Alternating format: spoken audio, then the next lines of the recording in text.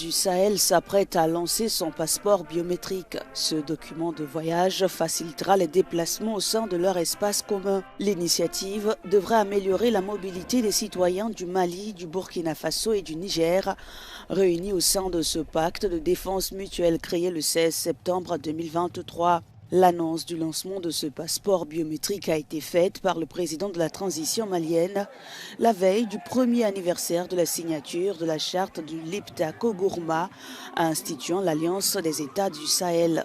Ce passeport biométrique sera opérationnel dans les prochains mois. Le colonel Assimi Goïta a par ailleurs annoncé la mise en place d'une banque d'investissement et d'un fonds de stabilisation pour soutenir des projets de développement et d'infrastructures.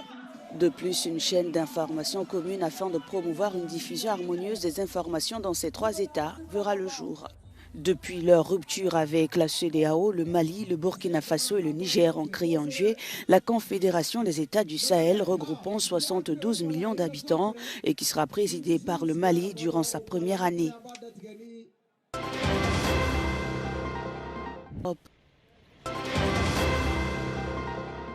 Grand producteur de pétrole en Afrique, le Nigeria franchit une étape historique avec le début de l'approvisionnement en essence provenant de la raffinerie Dangote. Après des mois de négociations et 8 longues années de construction, la raffinerie nigériane est enfin opérationnelle. L'essence devrait être disponible à la pompe début octobre au Nigeria. L'ambition d'Aliko Dangote est de couvrir l'intégralité des besoins en carburant du pays.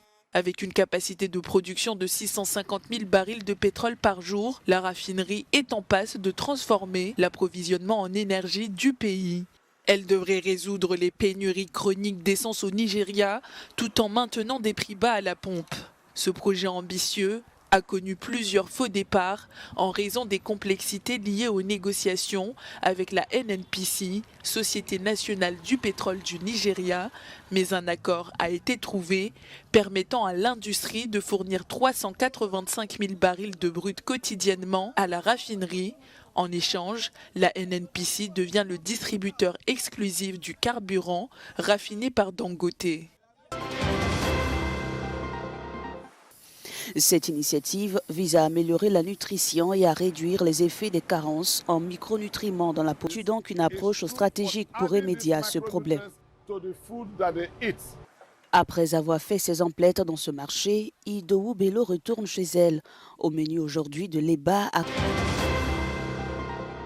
La directrice générale de l'OMC enquête d'un second mandat.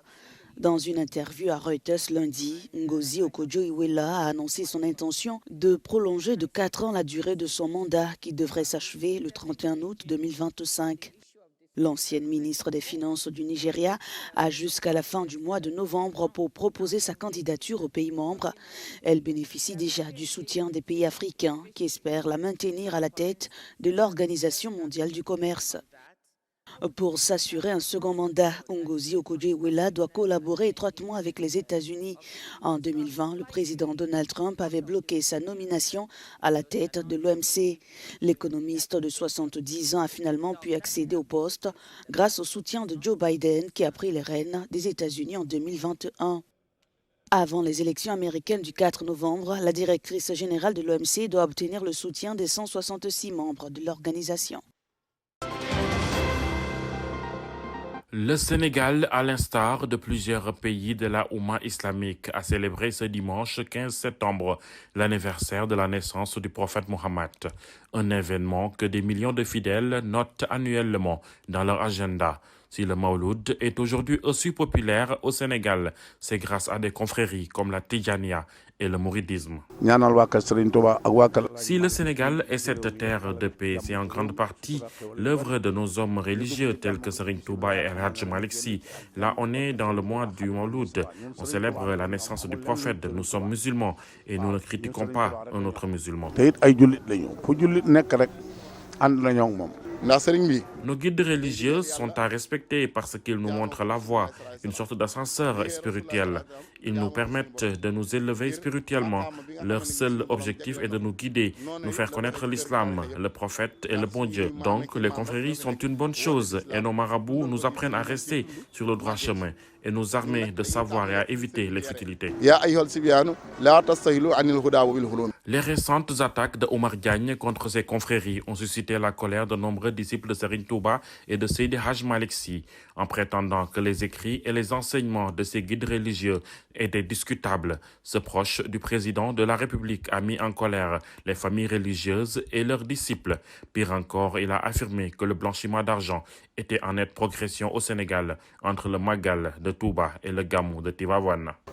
ñun amuñu dara lu Seydina Mohamed te it amuñu kenn ku dul Serigne Touba ak Alaaji Malick. Nous n'avons que le prophète Mohammed et si nous le connaissons, c'est grâce à nos saints hommes comme Serigne Touba ou El Hadj Malick Sy de la tariqa Tidjane.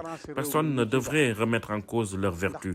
Ce cher Omar Diagne qui a soulevé cette polémique est d'une grande indiscipline. Il gagnerait à soigner sa communication et éviter de rabaisser la croyance des gens. Les confréries nous sont utiles et permettent de renforcer l'islam.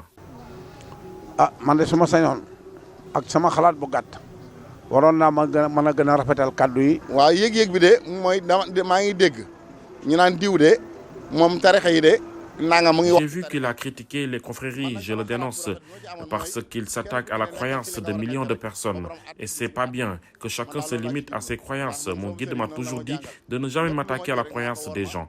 Personnellement, je crois que les confréries nous sont très utiles. Elles jouent en dehors de la foi un rôle de stabilisateur social.